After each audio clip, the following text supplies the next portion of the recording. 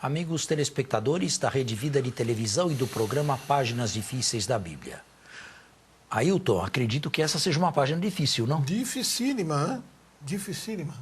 Sabe, mas está muito bem explicada. Um texto como este aqui é matéria de... Ou melhor, é apresentado pela igreja quando, você sabe? Você se lembra? Não. No último domingo... Não, no penúltimo domingo do tempo comum. Um domingo antes da festa de Cristo Rei. Se lê no ano A este texto de Mateus, vai ser lido este ano aqui. Sim. No ano B, o texto apocalíptico de Marcos. E no ano C, o texto apocalíptico de Lucas. Sempre no penúltimo domingo do tempo comum. Um domingo antes da solenidade de Cristo Rei, quando se encerra o ano litúrgico. E o domingo primeiro do Advento, em todos os ciclos A, B e C, começa também com a leitura do discurso apocalíptico. Ou seja, a igreja fecha o ano e abre um novo ano litúrgico com a visão do futuro, com a visão apocalíptica. Claro, aqui nós temos um discurso apocalíptico. E se o telespectador é culto, espero que seja, ou se esteja aculturando, eu preciso dizer que este discurso aqui talvez não provenha em grande parte do Jesus terreno. Jesus tinha alguma veia apocalíptica, mas não acredito que Jesus fosse um apocalíptico exaltado. Esse discurso aqui, nas suas origens pré-marcianas porque Mateus copiou e acrescentou em Marcos, tenha vindo de um judeu cristão de veia apocalíptica, que apresentou este discurso pré-sinótico já na boca de Jesus.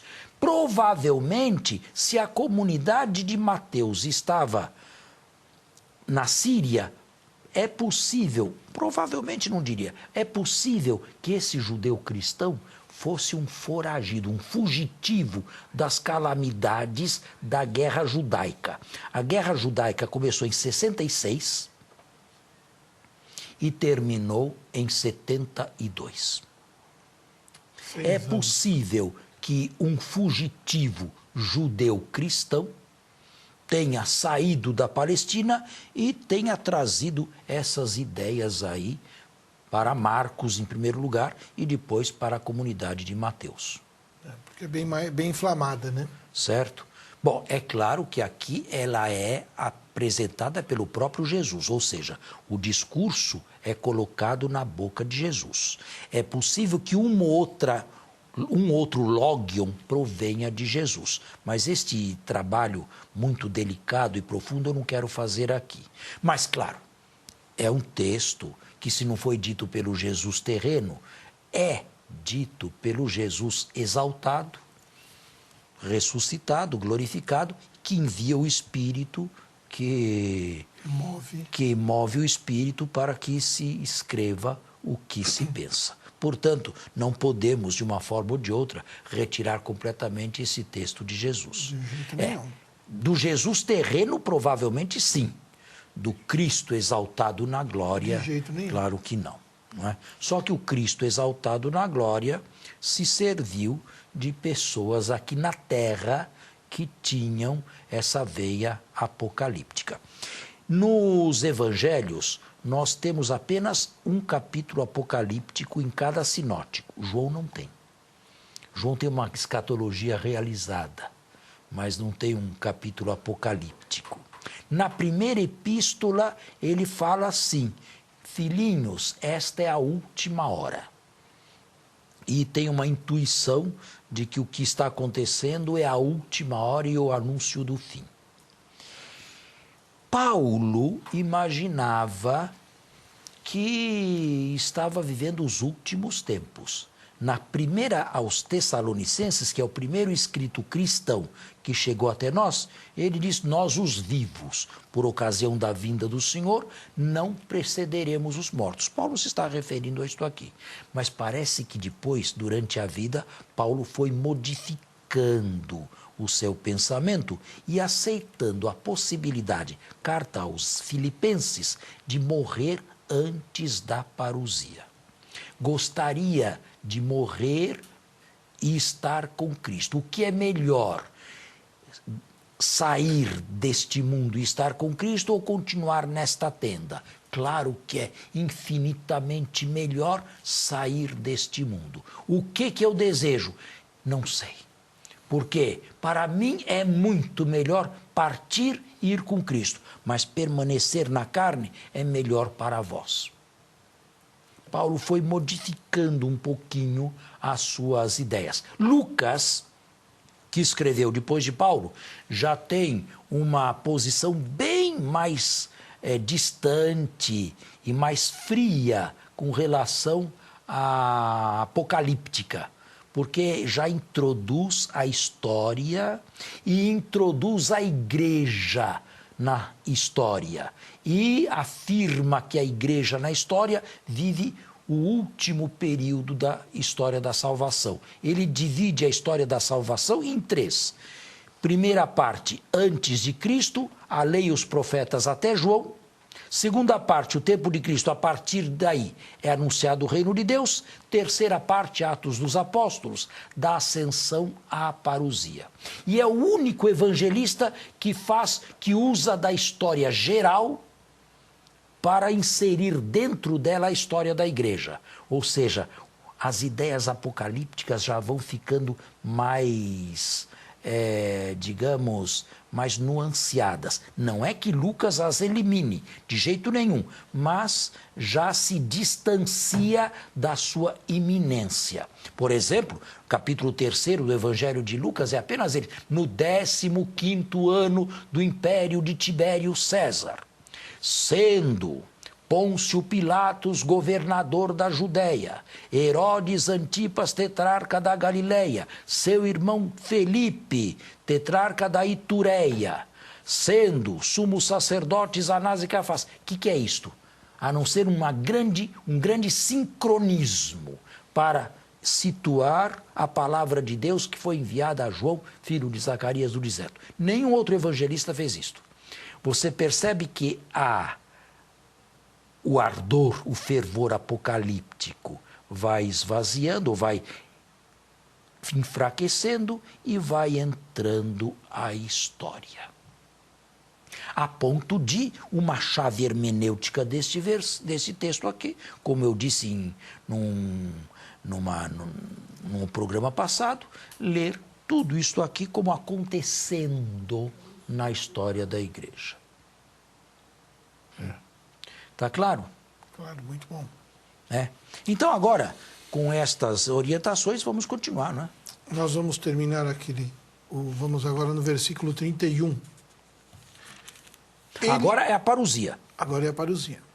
Ele enviará os seus anjos que, ao som da grande trombeta, reunirão os seus eleitos dos 4 ventos. Bem, a trombeta aqui é um simples estratagema literário, é um sinal eficaz e bíblico dos últimos tempos. Paulo também menciona a trombeta no primeiro texto cristão, que é a primeira aos Tessalonicenses. Agora, que farão esses anjos? Eles não reunirão a humanidade inteira, porque a humanidade inteira estará na frente do Filho do Homem. A função destes anjos é simplesmente separar os eleitos. Que dureza, hein? Continue. Podemos?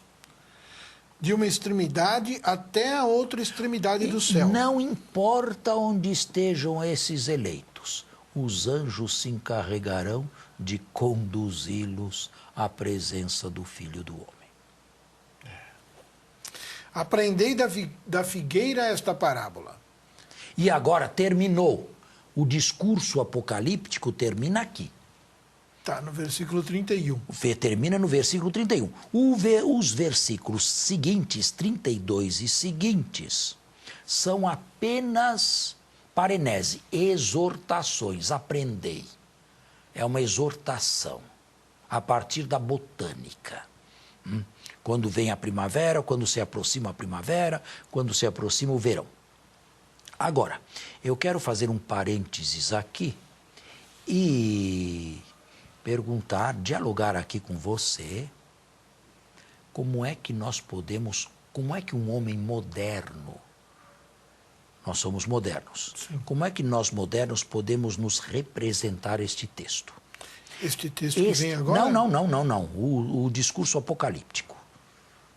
Sobretudo naquilo que diz respeito ao fim do mundo. Uma coisa era esse texto lido na comunidade de Mateus, quando se imaginava que estavam às vésperas do fim do mundo.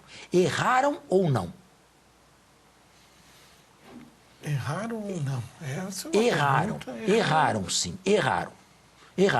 Embora não tenham feito cálculos. Em nenhum versículo aqui você vê um cálculo. Isto é uma matemática, um número exato. Em nenhum versículo se vê. Levando em conta aquilo que o senhor disse lá, que a gente só tem uma vida. Erraram, né? Em que sentido? Erraram no sentido de imaginar cronologicamente iminente o que não estava cronologicamente iminente. 2000 anos se passaram. Porém, o erro deles é muito menor do que o erro daqueles que não esperam nada. Certamente. Sabe? Ou que veem a história como o fluir constante de uma linha que vai em direção ao infinito. Não tem nenhuma surpresa. Não vai acontecer nunca nada. Uma geração sucede a outra e assim vai. Vamos fazer um intervalo e voltamos.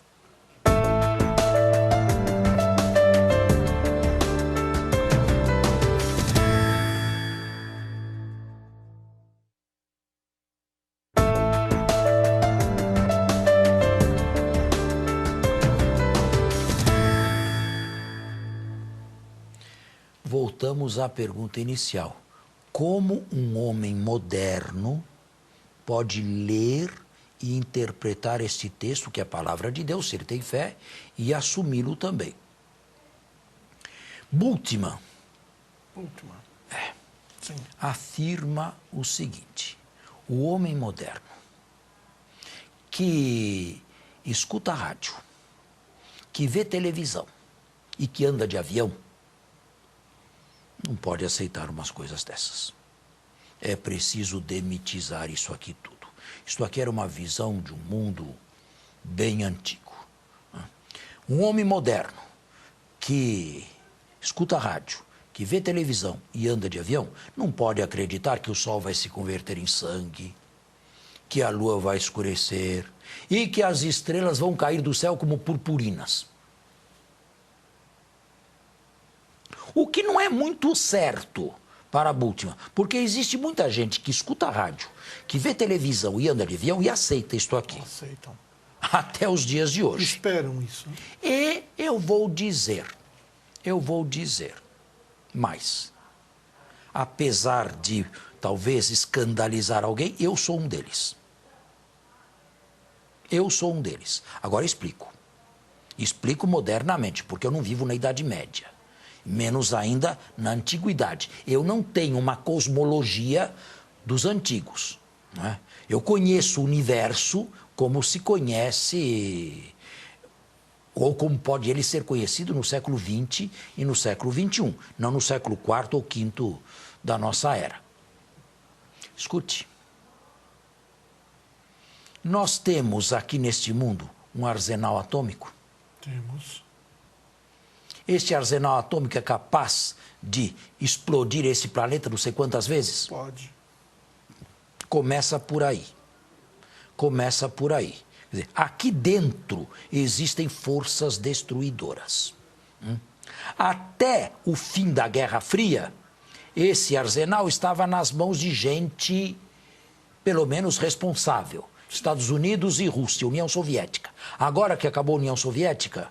Está na mão dos loucos. E dentre esses loucos, existem alguns pretendentes a entrar nesse clube. Como você sabe, o Irã. Coreia do Norte. Coreia do Norte. Paquistão, que já está. Exatamente. Índia. Embora a Índia seja mais calma, mais tranquila. Pode haver uma coisa desta? Não é impensável. Não, de jeito nenhum. Também. Aliás, o que se teme é isso, justamente isso. Também não é impensável. Você sabe quantos asteroides giram por aqui, de maneira mais ou menos irregular? Mais de 200. Não, pera um pouquinho. Asteroides... Asteroides, não satélites. Naturais, sim. Não satélites. Sim. Mais de 200. Basta que um grande aí se choque com a Terra, e parece que foi essa teoria mais aceita para o desaparecimento dos dinossauros. Sim. Basta que um asteroide aí de um diâmetro aí de uns 50 quilômetros aí bata aqui, arrebenta com tudo. Isto é, não é preciso uma imaginação grande para ver que a vida humana caminha num rio que tem margens muito estreitas, sabe? Vamos falar de outro exemplo. Escute, talvez eu não pegue mais esse tempo, não sei se você pegaria, você é mais novo que eu. Os câmeras aqui certamente pegarão. Olha, vai haver um tempo, daqui a uns 20 anos, quando 1 litro de água vai custar mais caro que 1 litro de gasolina. Pois é. Se levar em conta a destruição, a coisa não tiver uma parada, realmente... Não. A água está aí. A água não. A água está a aí. água não está aí. A água não está aí. Não, está, né? Tá só 3% da água que nós temos no planeta é potável. E ela está faltando. Ela está faltando. Alguns rios estão secando, como o Ganges, na Índia. Está havendo, sim, e vai haver, daqui uns 20 anos, 25 anos, uma carestia de água na humanidade. Prepare-se, ou preparem-se. Eu não sei, talvez eu não esteja mais aqui. Ou talvez seja um velhinho, bem velhinho, com muita sede. Está vendo um terceiro exemplo? Existem armas capazes de semear doenças. Sim. Como elas são chamadas? Sim, são a guerra química, né? Exatamente, armas químicas. Armas químicas. Isso aí não está às mãos aí de certos loucos? Pois é. É o que se temia há pouco tempo aí, que se fizesse... Na Líbia, por exemplo? Nos Estados Unidos. Né? Já imaginaram uma coisa dessa? Então, você percebe que não é preciso imaginar muita coisa para ver que nós caminhamos de maneira muito perigosa. A superpopulação do mundo não é um problema. Acho que o problema maior é a má distribuição de terra e o mau mas aproveitamento disso. Existe uma superpopulação. Nós somos 6 bilhões e qualquer coisa. Se estima que em 2050 nós sejamos uns 7 bilhões e meio. Bastante gente, hein? Não é verdade? Em alguns lugares há espaço, como no nosso Brasil. Mas em outros, de jeito nenhum. Vão querer sair. Bem, você percebe que existem muitas maneiras de se prever um fim. De qualquer modo, eu não quero ser um apocalíptico exaltado, não quero tirar o sono de quem quer que seja, nem retiro o meu sono, mas uma coisa é certa. Este mundo caminha para um final e esse final, meus caros telespectadores, é antecipado definitivamente na morte de cada um de nós. Porque no dia de nossa morte, Ailton, é o nosso fim do mundo. É o fim do mundo para cada um de nós. Essa explicação, ela é mais sucinta, ela é mais rápida e até acalma. Ela é até tranquilizadora. Nós também caminhamos em direção ao fim do mundo. E esse fim do mundo, de uma maneira ou de outra, vai ser a nossa vida. O final da nossa vida. É que quando se pensa em tanta catástrofe, tanto risco, a morte é certa E nós, elimina esse Ailton, medo. eu não tenho certeza que saindo desta rede vida, e você também não, chegamos ilesos em casa, sem uma bala perdida por aí, sem Um assalto, qualquer... uma coisa. Você percebe Sim, que a nossa vida está por um fio. Por um fio. E Sempre. esse será o nosso fim do mundo. Portanto, o texto diz respeito à comunidade enquanto tal, e cada um de nós pode apropriar-se disto aqui e não brincar com o provisório, porque o provisório se encaminha para o definitivo. E brincar com uma vida neste mundo, diante de Deus, é jogar fora uma preciosidade. O passado se incorpora à nossa biografia e nunca mais será cancelado, nem por Deus. Então, é para se levar a sério. Agora, os versículos que você está para ler são uma parenese, uma exortação, depois deste longo discurso dogmático, chamemo-lo assim, profético, apocalíptico. Nós não temos mais tempo suficiente para começar esses versículos aqui. Eles estão dizendo que temos ainda 3 minutos. 3 minutos? Então podemos ler rapidamente a parenese. Assim alivia um pouco, né? É. Aprendei da figueira esta parábola. Quando o seu ramo se torna tenro e as suas folhas começam a brotar, sabeis que o verão está próximo. Da mesma forma, também vós, quando virdes todas essas coisas, sabei que ele está próximo, às portas. Isto é, o Filho do Homem que vem para o julgamento. Em verdade vos digo que esta geração não passará sem que tudo isso aconteça. E esse é outro versículo complicado. Em primeiro lugar, que essa geração não passou sem que tudo acontecesse com relação a Jerusalém. Aí sim. Sim. Sim. Que essa geração não passe sem que tudo aconteça com relação ao fim do mundo? Não. Não. E agora? Agora é um E agora? paradoxo. E agora eu tenho que dizer honestamente, quem escreveu esse versículo, esse logium, e pôs na boca de Jesus, estava esperando a parousia para um momento iminente. Errou, cronologicamente errou. Porém, o erro dele, como eu disse, é menor do que o daqueles que não esperam nada. Jesus, humanamente falando, poderia se equivocar? Eu acredito que sim. Por que não? Por que não? Nós devemos aceitar que Jesus era em tudo igual a nós. E nós somos seres humanos falíveis. A única coisa que não pode ser colocada em Jesus é o pecado. Sim. O resto, tudo, no Jesus terrestre. Muita gente faz confusão entre o Jesus celeste, o ressuscitado, exaltado à direita de Deus, e o Jesus enquanto estava aqui na terra. Há uma diferença grande. O Jesus aqui na terra não sabia tudo. Jesus aqui na terra sabia falar português? Bom, português não existia ainda. Mas se existisse, saberia falar? Se eu falasse com Jesus em português, ele me entenderia? Porque é Deus. Tem gente que faz esse raciocínio. Ele era Deus? Então sim. Jesus não é Deus? Sim. Então Jesus conhecia todos os problemas da matemática, da física, da química, da astronáutica. Só não tiram as conclusões porque tem medo do ridículo.